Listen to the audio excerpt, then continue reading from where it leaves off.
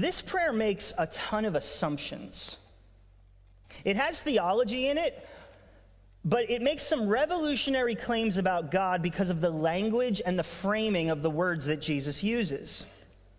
And the first claim that Jesus makes with his language and his vernacular is that God is Father. And this was revolutionary because while the Old Testament does recognize God as Father, it's more of a collective sense, that God is the Father of Israel. He's Father of the nation. But what Jesus is introducing in this model of prayer is that you can come to him personally. On both sides of my family, I have about 16 nieces and nephews, and to them, I'm Uncle Joey. One time I was giving my oldest a bath, and she goes, "Uncle Joey, can you pass me the soap?" And I said, "You get to call me Dad." And not everybody gets to call me Dad. There's only 4 people who get to call me Dad. Why? Because that's relationship. That's closeness. That's intimacy. It means you're special. It means you were intentional. You were not an accident. And because of your position, you have a relational access and intimacy that not everybody gets. And friends, when Jesus starts out his teaching on prayer, he is saying the same thing, that we have something profound. We have access to something unique.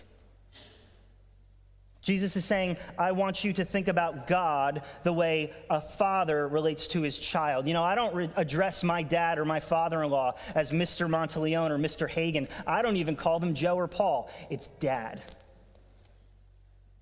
And Jesus is saying you have access and intimacy to something unique here. You're special.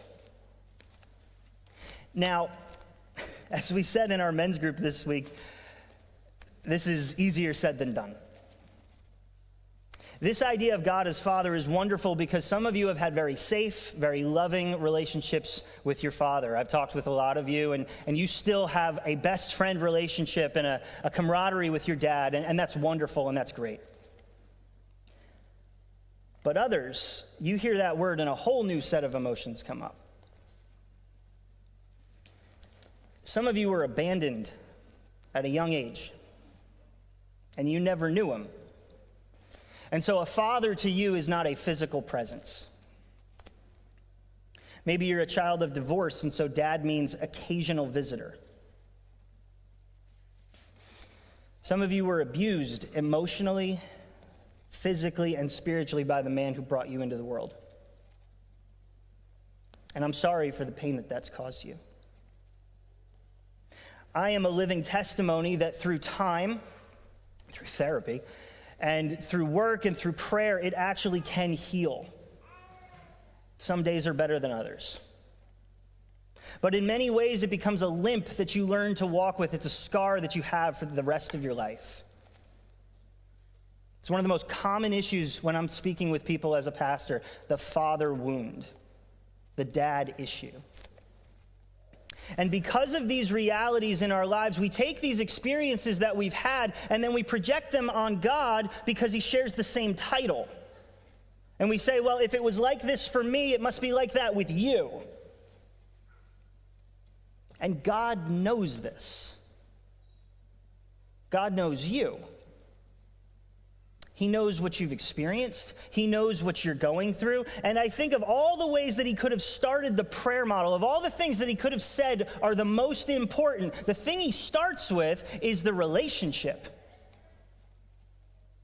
He sets the terms here of what he wants prayer to be. He starts off by saying, regardless of your circumstance, regardless of the experiences, horrible as they are, I want you to come to me like a child comes to their father. I want you to see me as not impersonal. I want you to see me as caring and loving and gentle and kind. Maybe you're walking through that right now. Maybe you're dealing with that struggle. I am not here to tell you that everything's going to be okay. I think that would be a disservice. But what I can tell you is this. It's not that God removes the pain, but he redeems it. I know he redeems it. He takes the brokenness and the fragility of the relationships and the experiences that we've had, and he says, please come to me because I love you the way that it should be. I know things have been stolen from you. I know it's not what I had in mind for you, but come to me and come to me in prayer. That's how restoration begins, in seeing God as a good father.